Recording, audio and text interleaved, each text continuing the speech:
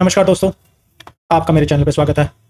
इस वीडियो में हम बात करेंगे कि काउंटिंग प्रिंसिपल्स क्या होते हैं, इनको हम कैसे यूटिलाइज करते हैं और इनका कहाँ कहाँ यूज़ होता है।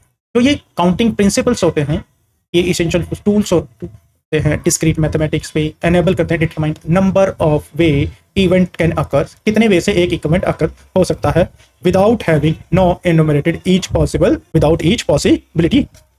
पॉसिबिलिटी। तो प्राइमरी काउंटिंग प्रिंसिपल्स हमारे पास सबसे पहला होता है हमारे पास addition principle, multiplication principle. There are n way to perform a task A, m way to perform a task B, so and these can not occur simultaneously, दोनों साइमल्टेनियसली अकर नहीं हो सकते। Then there are n plus m way to perform either task A और either task तो हम इस तरह हम एडिशन प्रिंसिपल को इंप्लीमेंट करते हैं। जब दोनों इवेंट साइमल्टेनियसली नहीं अकर कर रहे हैं तो हम इसको किस वे में लिखते हैं, n प्लस m वे में। दूसरा प्रिंसिपल है multiplication. If task can be divided into two independent सब टास्क वेयर फर्स्ट टास्क सब task can be performed in n way and second task performed in m way, then entire task can perform n into m ways। अगर हम एक task को divide करते हैं दो independent task में तो हम क्या यूज करते हैं, m plus m multiply by n वे। अगर आप डिफरेंट इवेंट है, टास्क है और डिफरेंट दोनों पे साइमल्टेनियसली अकर नहीं हो रहे हैं तो हम इसे क्या कहते हैं, हम इसे एडिशन प्रिंसिपल। मल्टीप्लिकेशन में आपके पास दोनों टास्क डिफरेंट वे में एक ही टास्क को हम टू इंडिपेंडेंट सब टास्क में डिवाइड करते हैं तो हम उसे मल्टीप्लिकेशन की तरह लिखते हैं n इंटू m वे। सबसे पहला हमारे पास आता है परमुटेशन एंड कॉम्बिनेशन। परमुटेशन क्या होती है, number of way arranging n distinct object in a sequence. आप n डिस्टिंक्ट ऑब्जेक्ट को अरेंज करना चाहते हो इन अ सीक्वेंस तो हम इसको क्या कहते हैं, परमुटेशन। अरेंजमेंट के लिए बेसिकली ये अरेंजमेंट के लिए बेसिक फार्मूला क्या है हमारे पास, कि हम p of n r n factorial upon n minus r factorial. r is the arranging r object out of n। Total object कितने हैं n, वो r वे में अरेंज कर, ये आपके पास आ जाएगा। दूसरा हमारे पास कॉम्बिनेशन होता है choosing the number of way choosing r object from n distinct object. आप r ऑब्जेक्ट चूज करना चाहते हो ऑफ n डिस्टिंक्ट ऑब्जेक्ट में विदाउट रिगार्ड टू ऑर्डर, कोई without any order. The formula is c of n r n factorial upon n minus 1 factorial into r factorial. अगर हम कहें question है हमारे पास number of way to choose 3 books from shelf of 5, कितनी books choose करनी है हमने 3 और टोटल कितने हमारे पास 5, तो 5 सेल्फ हो गए 3 बुक्स हो गई। तो फॉर्मूला क्या लगा हमारे पास, 5 फैक्टोरियल अपॉन 5 माइनस r यानी कि 3 factorial into 3 factorial which is equal to 5 into 4 into 3 factorial upon में 2 factorial into 3 factorial। 3 factorial से 3 factorial कैंसिल, 2 factorial का आंसर हमेशा 2 ही होता है। तो क्या आ जाएगा आपके पास 5 into 4 into 3 डिवाइडेड बाई 2, 2 से 2 कैंसिल, तो आपके पास क्या बच गया, क्या बच गया 10। तो आप इसको 10 वेज से आप इसे अरेंज कर सकते थे। नेक्स्ट है हमारे पास application of counting principle. Counting principle are widely used in various scenario such as distribution of the object, forming of committee, arranging of books. तो जो काउंटिंग प्रिंसिपल कहाँ हो जाते हैं आपके पास, distribution object in a bin, determine the number of way to distribute N identical object into R distinct bins में आप कैसे अरेंज कर सकते हो। फॉर्मिंग अ कमिटी कैसे बना सकते हैं, calculating the number of way to form a committee from a group of people के थ्रू कमिटी बनाना चाहते हो तो आप इसको यूज कर सकते हो। Arranging the books in shelf, अगर बुक्स को अरेंज करना सेल में तो हम इसको यूज करते हैं। नेक्स्ट जो है हमारे पास मैथमेटिकल इंडक्शन। मैथमेटिकल इंडक्शन एक प्रूफ टेक्निकली है जो यूज की जाती है establish the truth of an infinite sequence of propositions के अंदर। इसमें आप 2 स्टेप्स होते हैं, बेस केसेस और inductive step. Verifying the proposition for initial value for n is equal to 0 और n इज इक्वल टू 1, और इंडक्टिव स्टेप में हम अजम्पशन करते हैं proposition hold for n is equal to k, inductive hypothesis, and proof that it for k plus 1 के लिए true होगी। Third इसके बाद हमारे पास आता है discrete probability. Discrete probability basic. Discrete probability deal with event that occur in countable sample space. So the probability of event A is given as, probability of A is counted as the of number of favorable cases outcome divided by total number of possible outcome. ये आपके पास probability की definition हो गई। तो आपके पास पहला step क्या था, काउंटिंग प्रिंसिपल। काउंटिंग प्रिंसिपल में 2 थे आपके पास, एडिशन और मल्टीप्लिकेशन।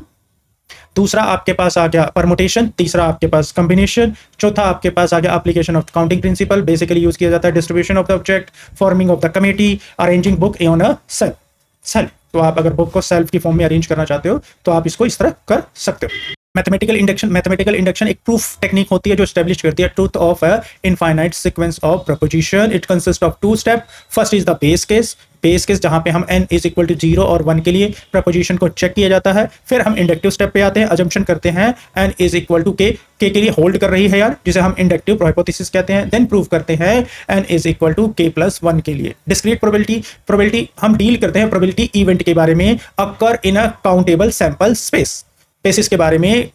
तो हम उसको हैंडल कर सकते हैं, कैसे उसको हैंडल कर सकते हैं, कैसे फाइंड कर सकते हैं कि क्या प्रोबेबिलिटी है किसी इवेंट के हैकर होने की या नहीं. तो पी ऑफ प्रोबेबिलिटी डिफाइन की जाती है P of A number of favourable case divided by total number of possible outcome. ये आपके पास प्रोबेबिलिटी थी. स्पेशल काउंटिंग टेक्निक्स में बात करें तो हमारे पास कुछ स्पेशल काउंटिंग टेक्निक भी है जिसके अंदर हम यूज किए जाते हैं. जैसे कि हमारे पास सबसे पहले हमारे पास आती है binomial theorem. Binomial theorem describe करती है expansion of power of binomial.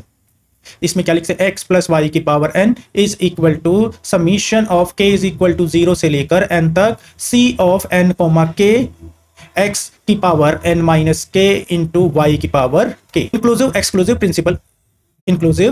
Principal use for counting the union of multiple set. Inclusive तब यूज किया जाता है जब काउंटिंग करते हैं यूनियन ऑफ मल्टीपल सेट्स होते हैं. पीजन हॉल प्रिंसिपल स्टेट करता है if an item are put into m container where with n is always greater than m then at least one container must contain more than one item. For example हमारे पास container 3 है और हमारे पास जो balls होंगी, जो आइटम्स होंगी, अगर हमारे पास 4 है तो मान लीजिए एक ना गई तो किसी ना किसी में तो 2 बॉल्स आपके पास होगी. तो एटलीस्ट वन कंटेनर जो कि 2 बॉल्स कंटेन कर रहा होगा.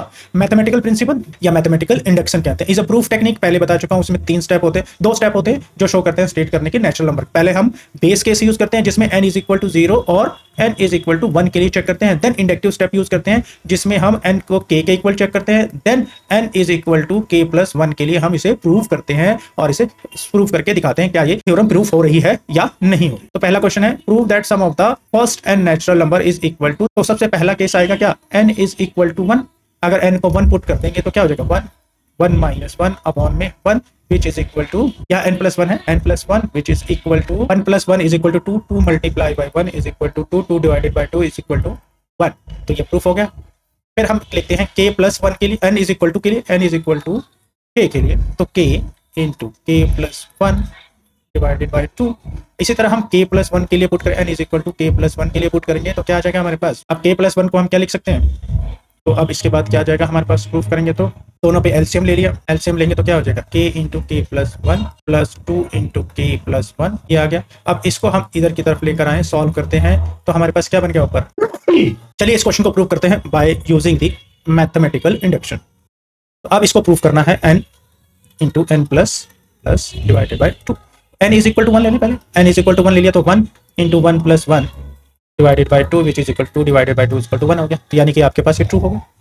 अब k के लिए n is equal to k के लिए पुट करेंगे तो k into k plus 1 divided by 2 हो गया. अगर हम इसको k प्लस 1 के लिए पुट करें n is equal to k plus 1 fixed करें तो k plus 1 into k plus 1 divided by 2 which is equal to k plus 1 और k प्लस 2 डिवाइडेड बाई. तो अगर हम इसको k हम प्लस तो हमारे पास ये आ गया. तो अब हम पहले पुट करते हैं k प्लस 1 के इंडक्टिव हाइपोथेसिस के साथ. तो फिर हम हमारे पास क्या प्रूफ हो जाता है, तो अब हमारे पास ये आ जाएगा this is equal to k into k plus 1 into k plus 1 2 plus k plus 1 divided by 2. तो इसको क्या लिख सकते हैं, इसको हम लिख सकते हैं which is equal to 2.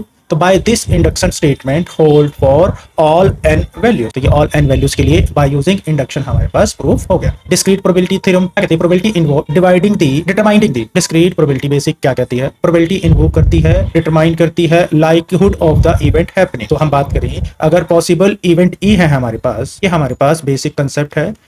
Possible event E is given by the probability of E is number of favorable cases या number of favorable outcome divided by total number of possible outcome और total number of all possible cases. If a dice, question की बात करें, example हम dice is rolled, the probability of rolling 4 is 1/6. आप इसके probability of 4 क्या आएगी हमारे पास, टोटल इवेंट कितने हैं 6 और प्रोबेबिलिटी ऑफ फेवरेबल केसेस कितने हो गए, cases is equal to 1. Total probability क्या हो गई, E ऑफ E जिसे क्या देते हैं 1/6. तो ये आपके पास answer. Conditional probability of event given that another event has occurred. मतलब जब हमारी प्रोबेबिलिटी किसी और इवेंट के ऊपर अकर हो रही तो उसे हम क्या कहते हैं, कंडीशनल प्रोबेबिलिटी. तो probability of A by B is equal to P of A intersection P divided by P of Bayes theorem.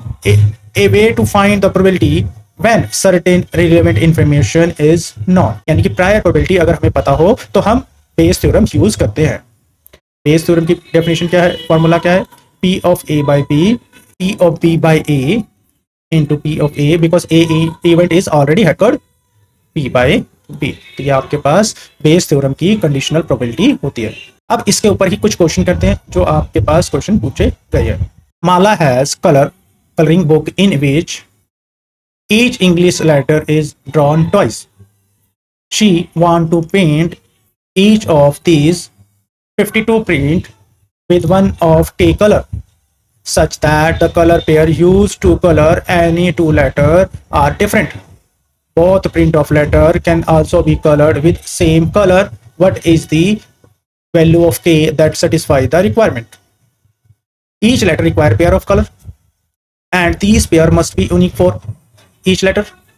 If K color are available, then number of possible pairs include different color होने चाहिए, including pair both color are the same.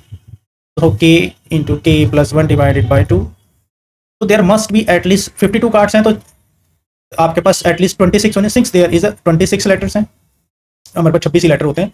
तो K into K plus 1 divided by 2 greater than 26. आप अब बात करें greater than 20 की बात करें तो K is greater than equal to 7, तो minimum value of K is equal to 7. तो 7 K की जो कलर्स होंगे वो 7 वैल्यू होंगी. तो आप कैसे calculate 7 into 7 plus 1 divided by 8 which is equal to 7 into 8 divided by 2 4 28. तो आपके पास 26 है, तो 28 आपके पास इसमें. तो K की वैल्यू जो कलरिंग के लिए हमारे पास कितनी चाहिए? 7 चाहिए. ठीक है, तो K कलर अवेलेबल होंगे, तो हमारे पास K कलर कितने होंगे? 7 कलर अवेलेबल होंगे. The number of arranging of 6 identical ball in 3 identical pins. Pins में अरेंज करना 6 आइडेंटिकल बॉल्स को. अगर all balls in one pin में ही हो तो केस 1 है आपके पास, तो सारे के सारे आपके पास 6 0 0 एक ही पिन में चलेगा. अगर आपको 2 विन्स में अरेंज करना हो तो क्या होंगे आपके पास? 5 1 होंगे, 4 2 होंगे या 3 3 होंगे. तो ये आपके पास 3 वे से अरेंज किया. 2 विन में अरेंज करना चाहोगे तो 3 वे से करें, और 3 विन में अरेंज करना चाहते हो तो आपके पास ये 3 वे से हो सकते हैं. 4 1 1 3 2 1 2 2 2.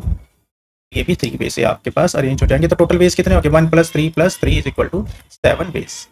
तो टोटल 7 वे से आप इसे अरेंज कर सकते हैं. When 6 unbiased dice are rolled simultaneously, what is the probability getting all distinct number 1 2 3 4 5 6 and 6 is? देखो total number of possible outcome when rolling 6 dice, तो 6 की power 6 is equal to 6 multiply by 6 multiply by 6 multiply by 6 multiply by 6. तो आपके पास ये आ जाएगी. The number of favourable case, all 6 number appear exactly once, तो which is equal to 6 factorial which is equal to 6 multiplied by 5 multiplied by 4 multiplied by 3 multiplied by 2 divided by 6 से 6 cancel into 6 into 6 into 6 into 6 into 6. 5 page बच गए. 3 into 6 cut गया आपके पास 2 into 3 10 which is equal to 10 upon 6 for 8. तो आपके पास ये आंसर आपके पास आ जाए. नेक्स्ट क्वेश्चन है, how many ways 5 student can be arrange in a line. Arrangement करनी है तो क्या लगेगा यहाँ पे? खाली फैक्टोरियल 5 फैक्टोरियल से आप अरेंज कर सकते हैं, which is equal to 5 into 4 into 3 into 2 into 1 which is equal to 120 answer. Combination versus permutation. How many way can 4 people selected from group of 10 to form a committee. यहाँ पे क्या आएगा? Combination. क्यों? क्योंकि combination कर रहे हैं. Committee combinations के ही अंदर यूज किया जाती है. तो क्या होगा? C of 10 into 4 which is equal to 10 factorial upon में 10 minus 4 factorial into 4 factorial which is equal to 10 into 9 into 8 into 7 into 6 factorial divided by 6 factorial into 4 into 3 into 2. 6 factorial से 6 factorial cancel, 4 into 2 से 8 cancel और 3 से 3 cancel. 7 into 3 is equal to 21. 21 multiplied by 10 is equal to 2. तो आपके पास 210. Probability box contain 5 red balls, 3 blue balls. If one ball is drawn at randomly, what is the probability? That is the red. आपके पास इसकी क्या probability होगी? तो पहली ball total balls कितनी होगी हमारे पास? 8 C1 divided by 5 C1. Sorry multiply by 5, तो अब आपके पास क्या आ जाएगा 8 मल्टीप्लाई बाय 7 फैक्टोरियल अपॉन में 7 factorial into 1 multiply by 5 factor 5 into 4 factorial upon में 4 फैक्टोरियल मल्टीप्लाई बाय 1 4 से 4 7 से 7, तो ये आपके पास 40 आंसर आ गया। फिर ऑल्सो इस क्वेश्चन में बात करते हैं हम कि 5 बॉल्स थी और 3 ब्लू बॉल्स थी। If 1 ball is drawn at randomly what is the probability, तो प्रोबेबिलिटी क्या हो जाएगी आपके पास 5C1, सॉरी टोटल बॉल्स कितनी होगी C1 divided by number of favourable case कितने होंगे 5C1 डिवाइडेड बाय 8C1, तो 5C1 का आ जाएगा आपके पास 5 और 8 का 8, तो 5/8 आंसर आ जाएगा। तो जो आंसर हमारे पास यहाँ आया है वो 5/8। Application of pigeonhole principle, ये प्रिंसिपल क्या कहता है, if 13 people are in a room show that at least 2 of them have same birthday, because annual में 12 ईयर्स होते हैं, 12 मंथ होते हैं। अगर आपके पास 12 मंथ होते हैं तो 13 पीपल्स हैं आपके पास, तो इसका मतलब एटलीस्ट 1 मंथ होगा जिसमें 2 पर्सन है बर्थडे। तो आपके पास ये क्या पिजन हॉल प्रिंसिपल आपके पास ये कहता है। एक क्वेश्चन आपके पास और करते हैं, ए bag contain 3 red, 2 blue and 1 green ball. How many way 2 balls are selected such that at least 1 is the red? यानी कि 2 balls select करनी है हम, तो at least 1 कौन सी बॉल होनी चाहिए आपके पास red। तो first calculate the total way to choosing the 2 balls। 2 ball choose करने के टोटल वेज कितने हो गए, तो C of 6/2 which is equal to 6 factorial upon 6 minus 2 factorial into 2 factorial which is equal to 6 into 5 into 4 factorial upon में 4 factorial into 2 factorial। 4 factorial से 4 factorial cancel हो गया, 2 से 2 factorial का 2 ही आंसर आता है, 6 into 5 upon में 2 से गया 3, तो ये आपके पास 15 वेज हो गए, आपके पास 15 वेज हो गए। Calculate the way to choose 2 ball without red ball. अब without red ball 1 blue and 3, तो टोटल बॉल्स कितनी होगी, टोटल 3 में से 2 चूज करनी है, C of 3, 2 चूज करनी है which is equal to 1, answer हमेशा 1 ही मिलेगा। क्योंकि आपके पास 3 फैक्टोरियल अपॉन में 3 minus 2 into 2 factorial which is equal to 3 into 2 factorial upon में 1 मल्टीप्लाई बाय 2 फैक्टोरियल कैंसिल, तो ये आपके पास 3 वे हो गया। तो अब हम बात करते हैं कॉम्प्लीमेंट की प्रिंसिपल्स के बारे में। Complement principal C6/2 minus 3 of 2, यानी कि minus of not a red ball, तो रेड बॉल माइनस करेंगे तो हमारे पास क्या गया 15 माइनस 3 इज इक्वल टू 12 वे, तो आपके पास टोटल 12 वे आ गए जिसमें आप way at least 1 red ball, way which is at least 1 ball, तो आपके पास टोटल 12 वेज आ गए, तो आपके पास total 12। Using the mathematical induction prove that n is equal to n+1 for all n is equal to greater than equal to, इसको हम पहले भी प्रूफ कर चुके हैं मैथमेटिकल इंडक्शन के थ्रू। पहले n is equal to 1 put किया तो 1 into 1 plus 1 divided by 2 which is equal to 1 आ गया। अगर हमने n को k रखा, n की वैल्यू अगर हमने k रखी तो क्या आ गया k into k plus 1 divided by 2, अगर हमने k की वैल्यू क्या रखी k प्लस 1 रखी तो हमारे पास क्या आ गया k plus 1 multiply by k plus 1 divided by 2 which is equal to k plus 1 into k plus divided by 2, तो ये आगे तो इसके थ्रू हमने प्रूफ किया, तो इंडक्शन तो हमने ये प्रूफ कर दिया बाय इंडक्शन थ्योरम। अब हम क्वेश्चन करते हैं, in a class of 30 student 18 take mathematics, 15 take a physics, 10 take a both physics and mathematics, what is the probability that a student choose at random take mathematics और physics. Random take है तो ये use करेंगे principle of inclusion और exclusion, जो कि formula क्या कहता है P ऑफ M और करना है यूनियन P, फिजिक्स और mathematics, P of M plus P of N minus P of M intersection P। Formula था P of M union P, P of M and P of N minus P of N intersection P।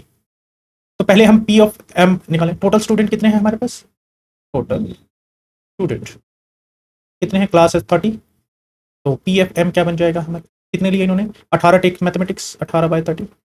अब बात करें P of physics कितने लिए, पर 15 नहीं, तो P of P is equal to 15/30।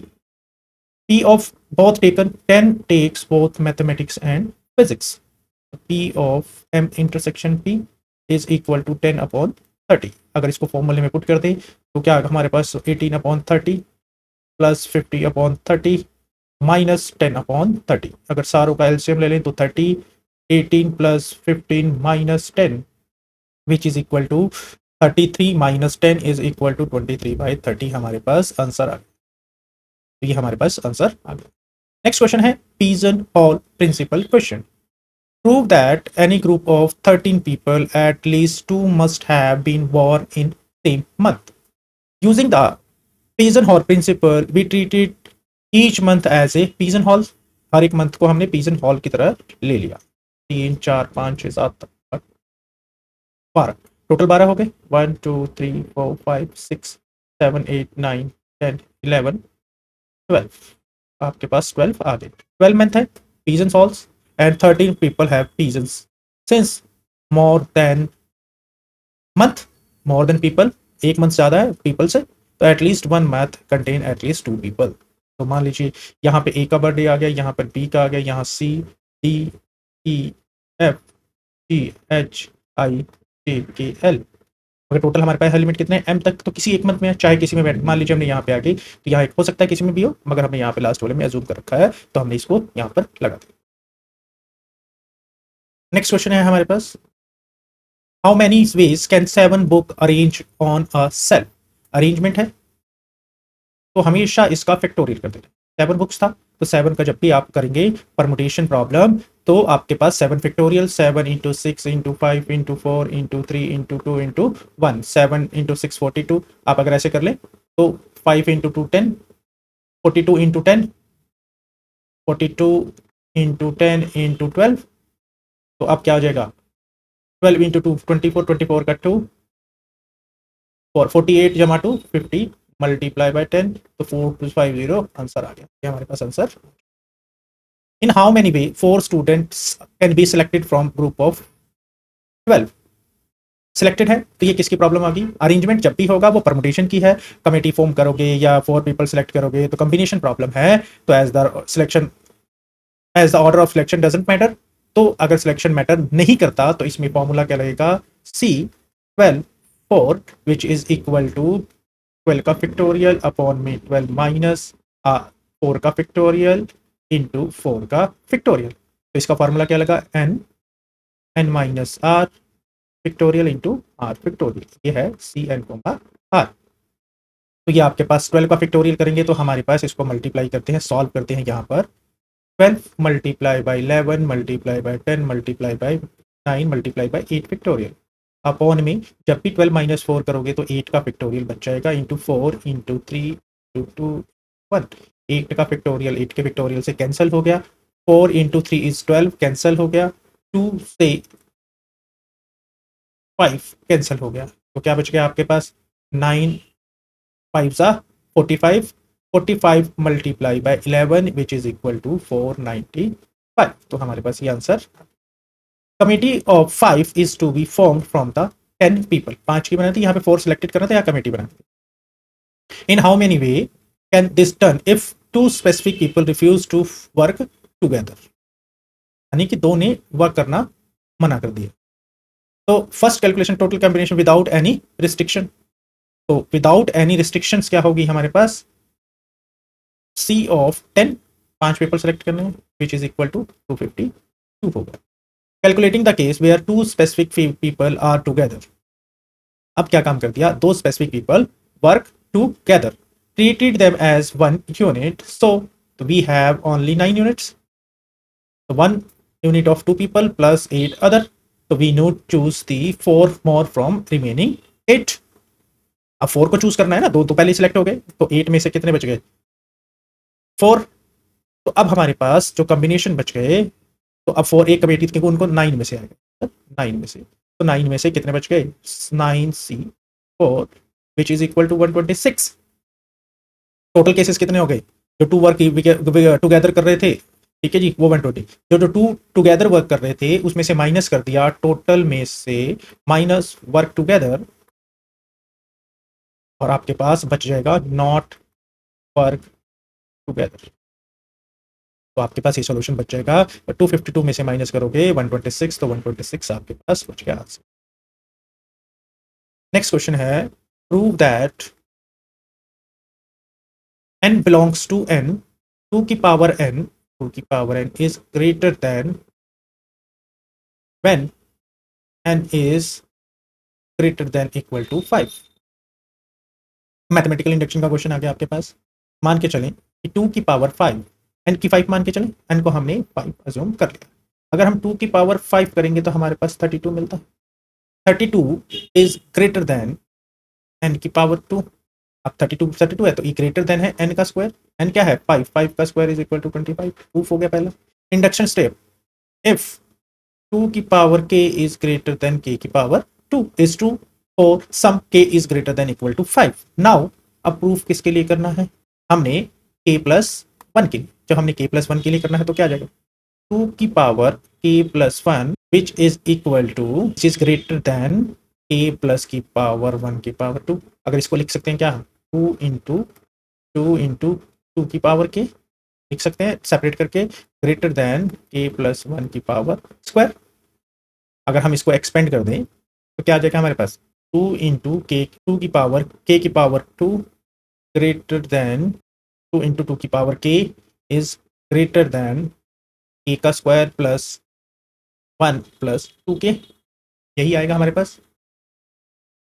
तो यहाँ से हमने इंडक्शंस में प्रूफ किया था 2 की power k plus 1 is equal to क्या लिख सकते हैं 2 इंटू 2 की पावर k, विच इज लिख सकते हैं विच इज ग्रेटर देन, और हमने ऊपर क्या किया था, यहाँ पर क्या किया था हमने कि 2 की power k is greater than equal to k square. जब ये k के स्क्वायर है तो इसको k से 2 के स्क्वायर के चेंज कर सकते हैं, तो 2 इंटू k स्क्वायर आ जाएगा, विच is greater than k plus 1 का होल स्क्वायर। इसको अगर कॉम्बिनेशन को तोड़ेंगे तो k का स्क्वायर प्लस 1 प्लस 2k, और इसको हम इधर लाकर माइनस करेंगे, अगर इसको हम इधर लाकर माइनस करेंगे तो विच इज इक्वल टू 2 की पावर k का स्क्वायर माइनस k का square greater than 2k plus 1 which is equal to k का square greater than 2k plus 1। तो अब आप क्या कर सकते हो, k का square k is greater than equal to 5 पहले ही प्रूफ कर चुके हैं, तो क्या आ जाएगा k का 5 का square greater than equal to 2 into 5 plus 1 which is equal to 25 is greater than 11। तो प्रूफ हो गया। तो true k is equal to true for k is equal to 5 and the function k का square minus 2k minus 1 increases as k increases its hold the property hold all k greater than 5। next question है, a box contain 4 red ball 6 green ball, 4 red or 6 green, what is the probability of randomly selecting a green ball, total number of balls कितनी हो गई हमारे पास which is equal to 10। Probability selecting the green ball कितनी की, total number of green balls कितनी होगी, green ball कितनी है हमारे पास 6, तो किस में से चूज करनी है, number of green balls divided by total number of balls which is equal to 6 upon 10 3/5। क्यों, क्योंकि 6 C1 भी 6 ही होता है और 10 C1 भी 10 ही होता है, इसलिए हमने ये लिखा। In a bag of 50 balls 20 are white 10 are blues and 20 are Reds.